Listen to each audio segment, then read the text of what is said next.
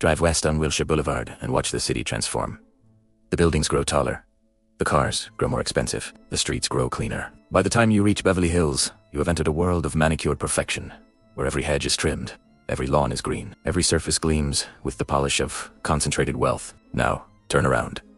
Drive east. Keep driving past downtown, past the gleaming towers, past the arts district with its galleries and craft breweries. Keep driving until the landscape changes again, but in the opposite direction. The buildings grow older. The cars grow older. The streets grow rougher. The polish disappears, replaced by something rawer, something the city would prefer you never see. You are now in the neighborhoods that Los Angeles gave up on.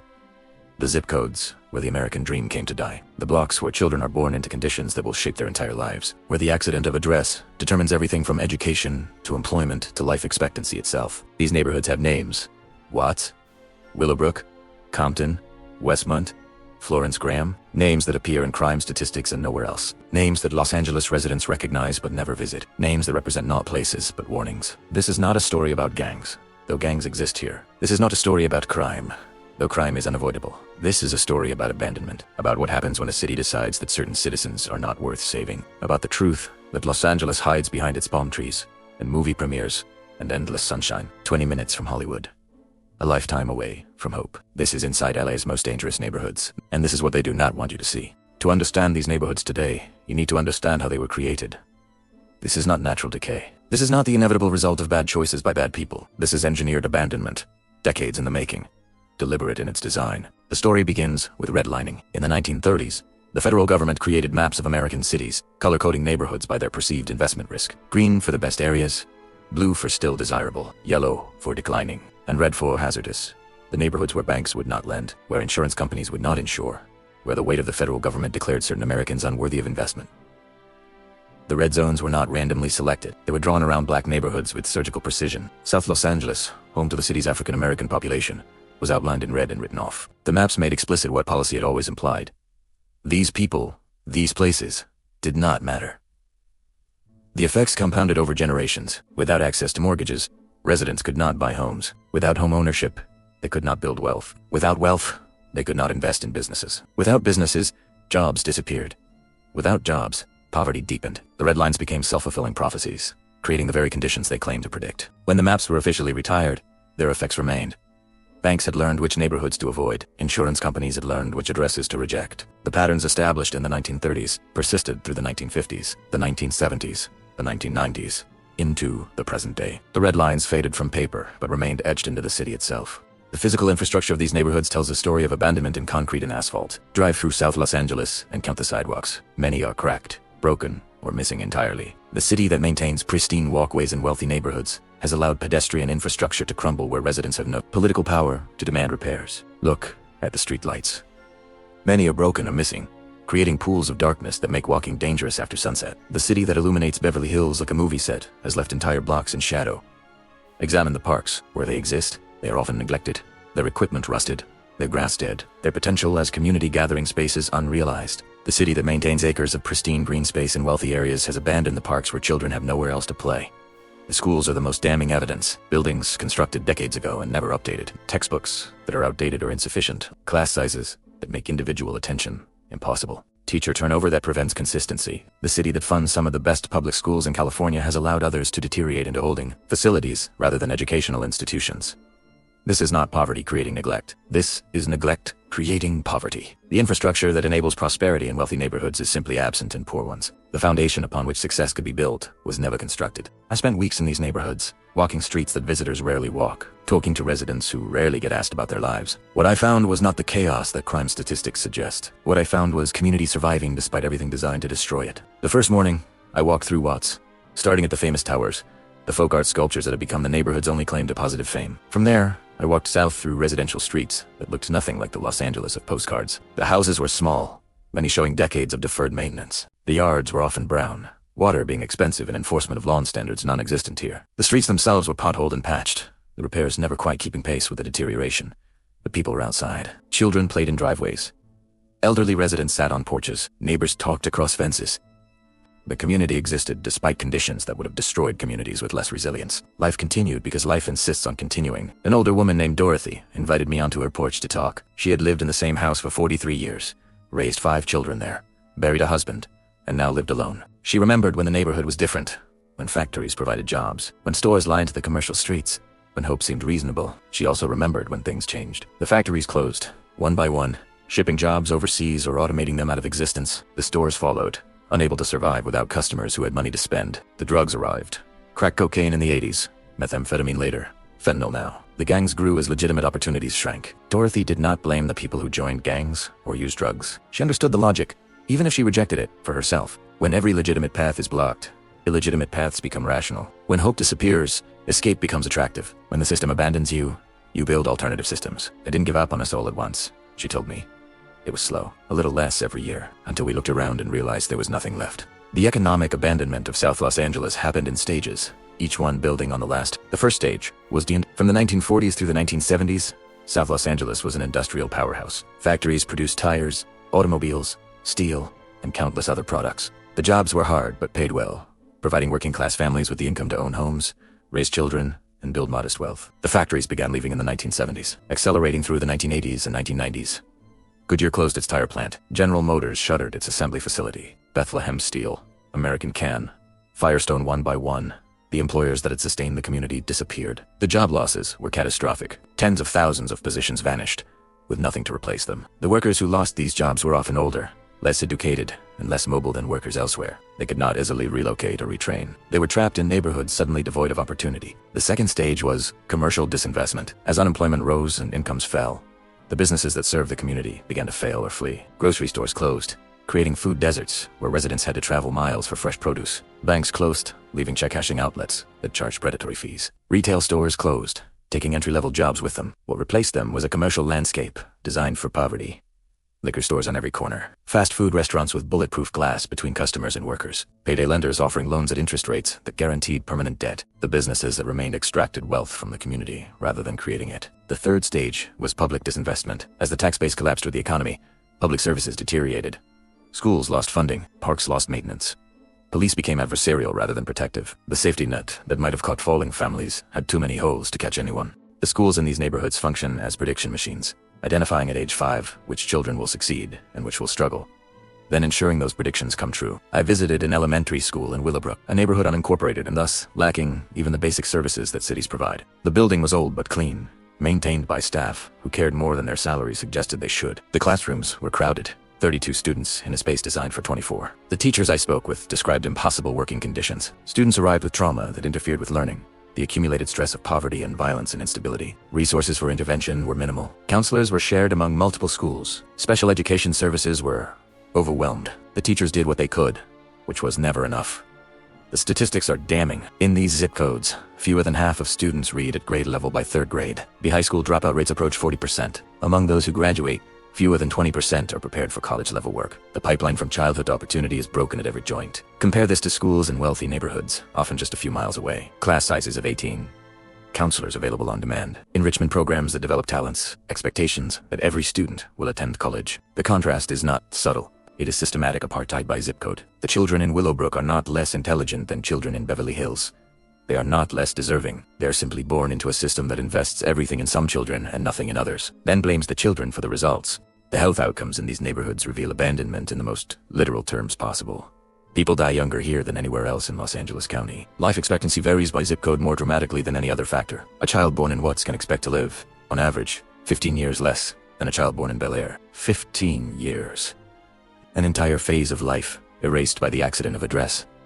The causes are multiple and interconnected. Food deserts mean less access to nutrition. Lack of health insurance means less access to preventive care. Environmental hazards mean more exposure to toxins. Stress, the chronic stress of poverty and danger and uncertainty, wears bodies down at the cellular level. The hospitals in these neighborhoods reflect the disparity. Martin Luther King Jr. Community Hospital serves South Los Angeles, reopened in 2015 after its predecessor was shut down due to quality failures. The hospital struggles with funding, weak staffing, with the overwhelming need of a population that has been systematically denied healthcare for generations. Compare this to the hospitals that serve wealthy areas. Cedars-Sinai, UCLA Medical Center.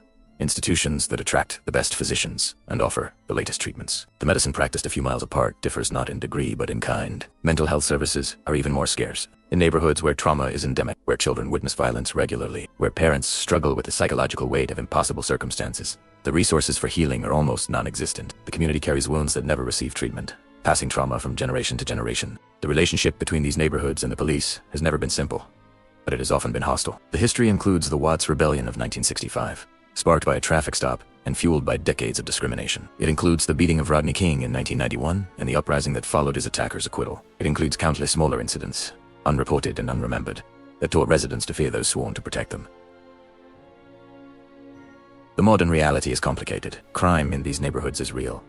Violence is real. Residents want safety as much as anyone, but the policing they receive often feels more like occupation than protection. Stop and frisk practices target young men based on appearance and location. Arrests for minor offenses feed mass incarceration, removing fathers and sons from families that need them. Use of force incidents occur at rates far exceeding those in wealthy areas. The police are simultaneously necessary and dangerous, a paradox that residents navigate daily. Gang injunctions, civil orders that restrict the movements of alleged gang members, have been used extensively in these neighborhoods. The restrictions prohibiting association with certain people, presence in certain areas, activity at certain times would be unconstitutional if applied to the general population. Applied to those labeled gang members, often without trial or proof, they become tools of control. The residents I spoke with expressed views that defied simple categorization. They wanted less crime.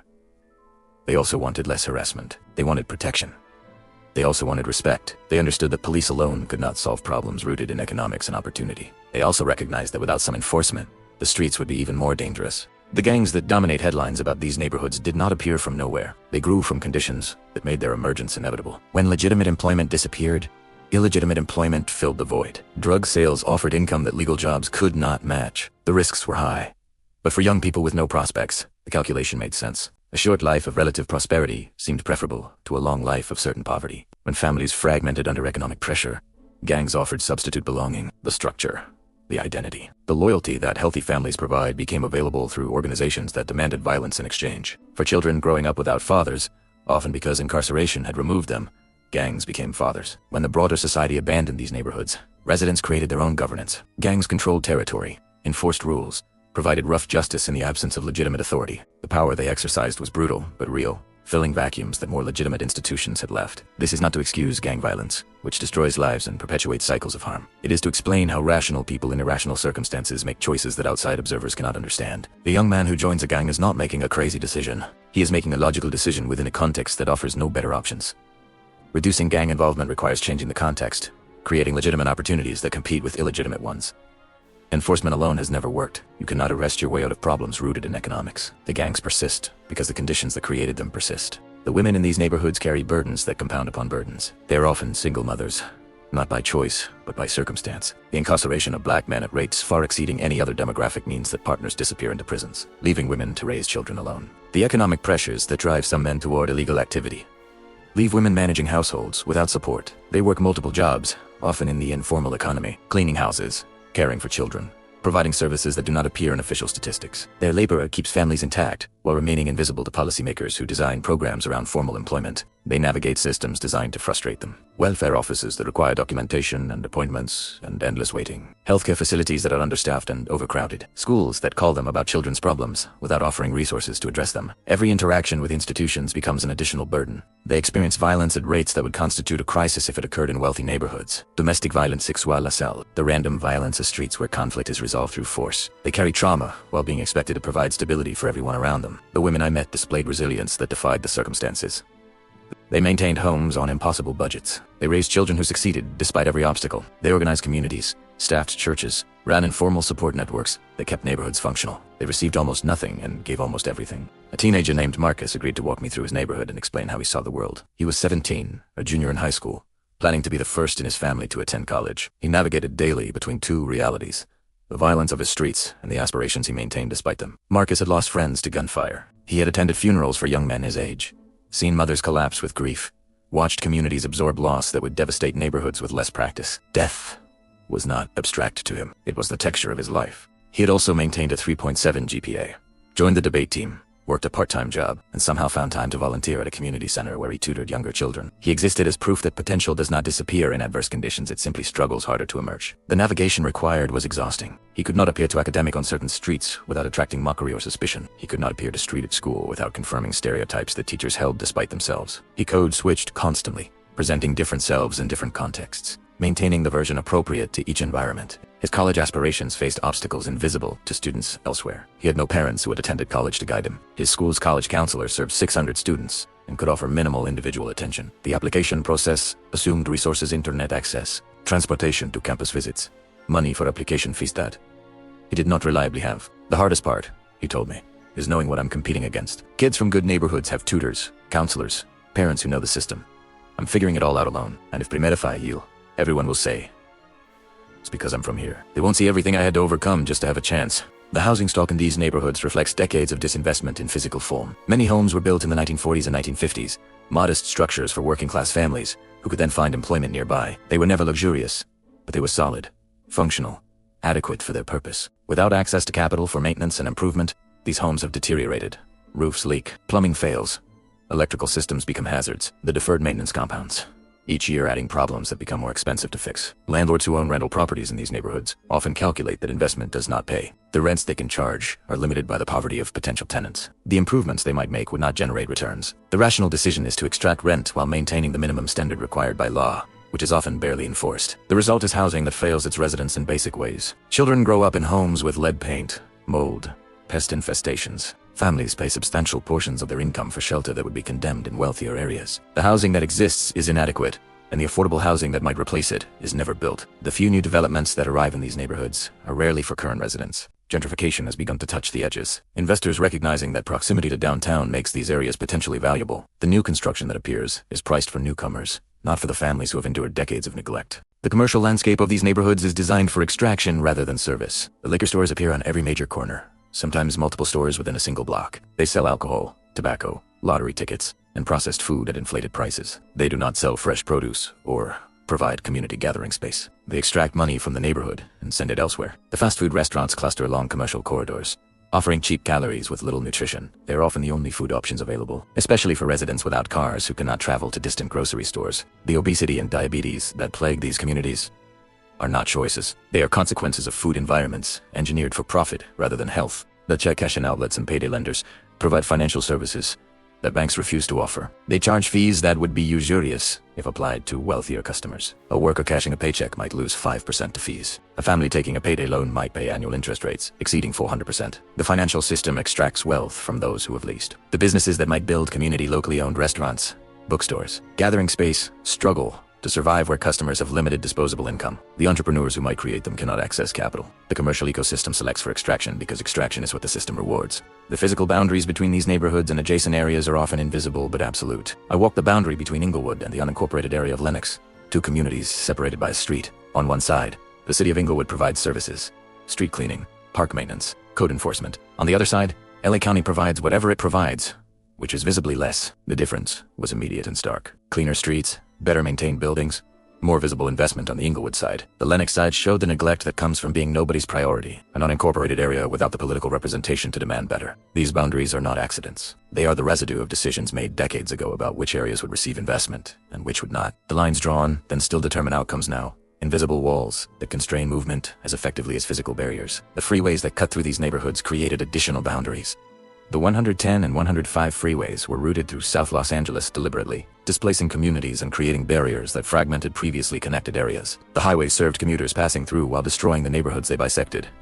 The environmental justice implications are severe. The communities along these freeways breathe air polluted by constant traffic. Asthma rates among children are dramatically elevated. The health burden of infrastructure built to serve others falls on those least able to bear it. The churches in these neighborhoods provide what other institutions do not: hope, community, and practical support. On Sundays, the streets filled with people dressed for worship. Families walking two buildings that range from storefront spaces to substantial structures built generations ago. The churches offer more than spiritual sustenance. They offer food pantries, job training, youth programs, counseling, and the simple affirmation that the people who enter them matter to someone. The pastors I spoke with described their roles as extending far beyond traditional ministry. They mediate disputes that might otherwise turn violent. They counsel families in crisis. They advocate with city officials for services their neighborhoods need. They bury the young men killed on their streets and console the mothers left behind. The faith that sustains these communities is not naive. It has been tested by suffering that would break belief systems rooted in prosperity gospel. The theology that emerges from these neighborhoods acknowledges suffering as real while maintaining hope that suffering is not final.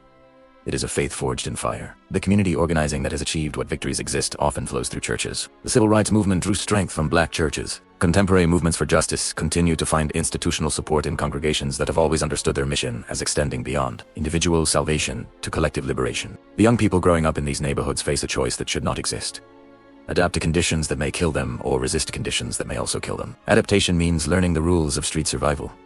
How to walk, how to talk, how to recognize threats, how to respond to challenges without escalating conflict, how to be hard enough to survive, but not so hard that you become a target. The curriculum is never written down, but everyone learns it. Resistance means maintaining aspirations that the environment mocks, studying in schools that do not expect success, planning for futures that statistics suggest are unlikely, believing in possibilities that nothing in the immediate environment confirms. The resistance requires faith more demanding than any religion. Most young people navigate some combination of both, adapting enough to survive while resisting enough to hope. The balance is exhausting, the cognitive load immense. They manage identities that would challenge adults with far more resources. The ones who escape who make it to college. 2 careers, 2 lives beyond these blocks soften. Describe survivors' guilt. They left behind siblings, friends, neighbors who had equal potential and unequal luck. They succeeded not because they were better, but because circumstances aligned in ways that circumstances did not align for others. The ones who do not escape are not failures. They are products of systems designed to produce their outcomes. Their struggles are not personal shortcomings, but structural features of an arrangement that require some people to lose so that other people can win. The young people growing up in these neighborhoods face a choice that should not exist. Adapt to conditions that may kill them, or resist conditions that may also kill them. Adaptation means learning the rules of street survival. How to walk, how to talk, how to recognize threats, how to respond to challenges without escalating conflict, how to be hard enough to survive, but not so hard that you become a target. The curriculum is never written down, but everyone learns it. Resistance means maintaining aspirations that the environment mocks, studying in schools that do not expect success, planning for futures that statistics suggest are unlikely, believing in possibilities that nothing in the immediate environment confirms. The resistance requires faith more demanding than any religion. Most young people navigate some combination of both, adapting enough to survive while resisting enough to hope. The balance is exhausting, the cognitive load immense. They manage identities that would challenge adults with far more resources. The ones who escape who make it to college. 2 careers, 2 lives beyond these blocks soften. Describe survivors' guilt. They left behind siblings, friends, neighbors who had equal potential and unequal luck. They succeeded not because they were better, but because circumstances aligned in ways that circumstances did not align for others. The ones who do not escape are not failures. They are products of systems designed to produce their outcomes. Their struggles are not personal shortcomings, but structural features of an arrangement that requires some people to lose so that other people can win. The statistics about these neighborhoods are numbing in their consistency. Poverty rates doubled the county average. Unemployment rates that would constitute crises elsewhere are baseline here. Educational attainment that lags decades behind wealthier areas. Health outcomes that subtract years from lives. But statistics do not capture what living in these conditions feels like. The constant vigilance required for safety, the humiliation of being treated as suspicious based on address, the grief of losing people who should have lived full lives, the exhaustion of fighting systems that seem designed to defeat you. The statistics do not capture the love that persists despite everything. The mothers who sacrifice endlessly for children they refuse to give up on. The fathers who work multiple jobs to provide what little they can. The teachers who stay in under-resourced schools because they believe in their students. The neighbors who share what they have when no one has enough. The statistics do not capture the beauty that exists in these neighborhoods. The murals that transform blank walls into artistic statements. The music that emerges from pain and becomes culture. The style, the language, the creativity that develops when people have nothing except themselves to work with. These neighborhoods have given the world art, music, and culture that wealthy areas merely consume. What would it take to undo decades of disinvestment? The question haunts anyone who spends time in these neighborhoods and then returns to the rest of Los Angeles. Money alone is not sufficient, though money is necessary. Previous attempts to address urban poverty have failed when they poured resources into systems designed to fail. Building new schools without changing how schools operate produces new buildings where the same failures continue. Funding job training without creating jobs trains people for positions that do not exist. Structural change requires rethinking how cities function. It requires asking why some neighborhoods receive investment and others do not, then changing the systems that produce unequal distribution. It requires confronting the political power of wealthy areas that benefit from the current arrangement. The residents of these neighborhoods have ideas about what they need. They want quality schools where their children can learn. They want safe streets without oppressive policing. They want jobs that pay living wages within reasonable distance of their homes. They want housing that does not make them sick. They want the basic services that other neighborhoods take for granted. These demands are not radical. They are what American cities routinely provide to citizens they value. The demand is simply to be valued, to be treated as worthy of investment, to be included in the prosperity that Los Angeles celebrates. The distance from Hollywood to Watts is approximately 12 miles. Depending on traffic, the drive takes 20 to 30 minutes. In that distance, life expectancy changes by 15 years. Educational opportunity changes completely. Safety changes dramatically. Hope changes from assumed to endangered. This proximity is not an accident. It is a feature of how Los Angeles was built and how it continues to operate. The wealth concentrated on the west side did not appear from nowhere. It was accumulated through systems that simultaneously impoverished other areas. The prosperity and the poverty are connected to expressions of a single arrangement. The tourists who visit Los Angeles will never see these neighborhoods. The shows filmed here will never show these streets. The marketing that sells the city worldwide will never acknowledge these citizens. The Los Angeles' imagination has no room for the Los Angeles of reality. But to the city, it has always been here. And every day, children wake up in these neighborhoods, put on clothes from limited wardrobes, eat breakfast from limited pantries, walk to schools with limited resources, and try to make lives within limits that should not exist. They are not statistics. They are not crime reports. They are not the background of news stories that focus on violence and ignore context. They are people full of the same potential as people anywhere, struggling against circumstances that were created for them before they were born. Night falls on South Los Angeles. The streetlights that work flicker on, the ones that do not leave pools of darkness. Families retreat inside, the streets becoming more dangerous as visibility decreases. The sounds of the neighborhood shift from children playing two cars passing to the occasional pop that could be fireworks or it could be something else. In houses throughout these blocks, parents are helping with homework, or wishing they could. Teenagers are dreaming of futures, or trying to. Elderly residents are remembering when things were different, or wondering if they actually were. The city around them continues its business. The clubs in Hollywood fill with people seeking entertainment. The restaurants in Beverly Hills serve meals that cost what families here spend on groceries for a week. The machinery of prosperity operates, generating wealth that never reaches these neighborhoods. 20 minutes away, 20 minutes from the dreams to the dreamless. 20 minutes from the city that the world celebrates to the city that the world ignores. Los Angeles did not abandon these neighborhoods by accident. It abandoned them by choice. 1,000 choices over decades. Each one small enough to deny, but cumulative enough to devastate. The abandonment continues daily in budgets that prioritize other areas, in policies that ignore these needs, in an attention that never lands here. The people left behind have not stopped fighting. They organize, they vote, they demand. They maintain hope that seems rational given history, but persists regardless. They refuse to accept that their lives matter less than lives lived elsewhere. They are waiting for a city that has never come for them. They are hoping for a change that has never arrived. They are surviving in neighborhoods that Los Angeles left to die. And they are still here. Still fighting, still raising children, still believing that someday, the rest of the city might finally see them. The truth the city hides is not that these neighborhoods are dangerous. The truth is that the city made them this way, and the city could unmake them if it ever decided that these lives were worth the effort. 20 minutes from Hollywood, still waiting.